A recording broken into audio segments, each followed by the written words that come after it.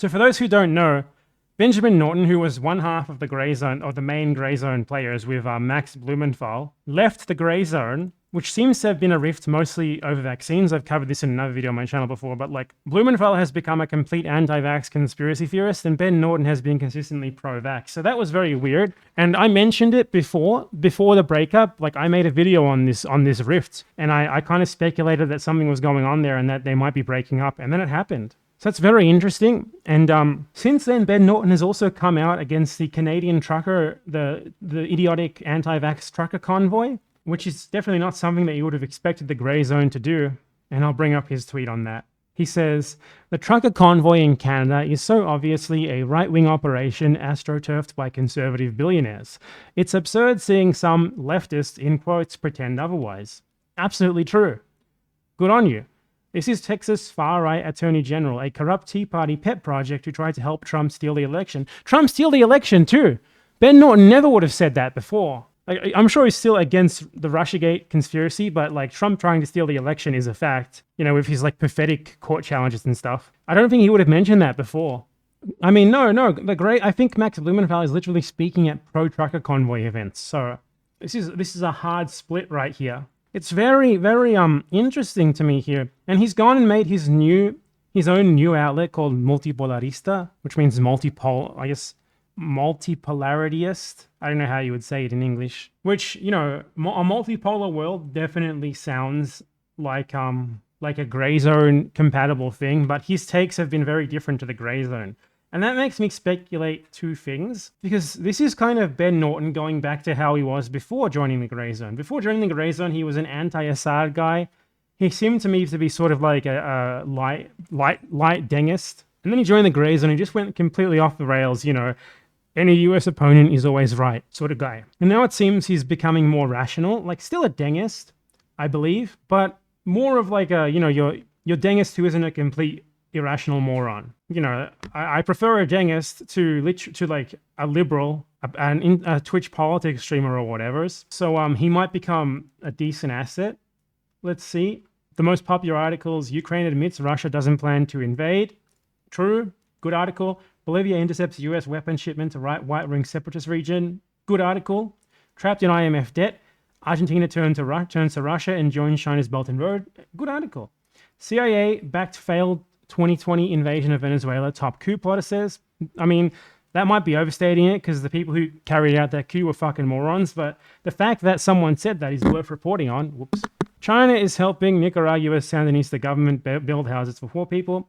Now, this is a bit of where, like, I would differ with Norton, because Norton is a big partisan for, like, sort of degenerated left movements in Latin America, like the Sandinistas and Chavismo. But still, those things are lesser evils than their opponents. So it's not that bad. And he's, of course, trying to, you know, frame Chinese geopolitical initiatives as like a, you know, just objectively, you know, no strings attached, good thing. But still, you know, this is a vastly different Ben Norton from what he was before. Like, I mean, I guess you could imagine the Grayzone printing all of these, but what he's saying on his Twitter, though, is a bit different. Carl Zar posts, who's just a straight up pro-Chinese government partisan guy, is writing for his website. So definitely a Dengist website, but as I said, Dengism is seriously far better than like a US imperialist liberal or something. So he's gotten way better. Honestly, I'm a bit sad I'm blocked by Ben Norton now, because he might have something worthwhile to say. I'm glad that he's come out against the trucker convoy.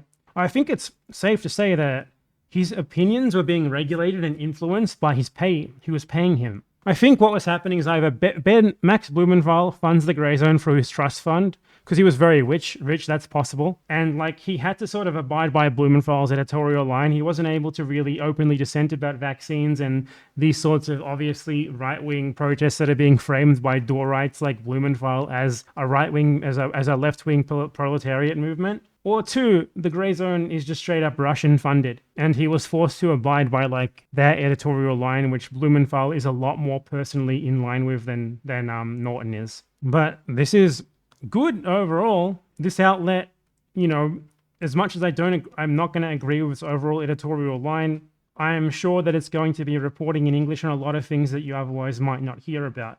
That the Grayzone previously also might have reported on, but it was in there like in between straight up conspirational bullshit.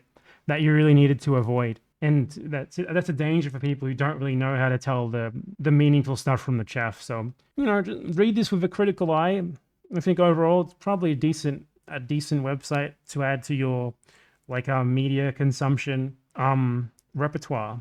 Nothing groundbreaking, but yeah, this is a lot of stuff that you might want to learn about, that you just need to read it with knowing where the editorial line is. Previously, I wouldn't have recommended anyone read the Grayzone because the line between the actual useful shit they printed and the straight up conspirational garbage was very thin.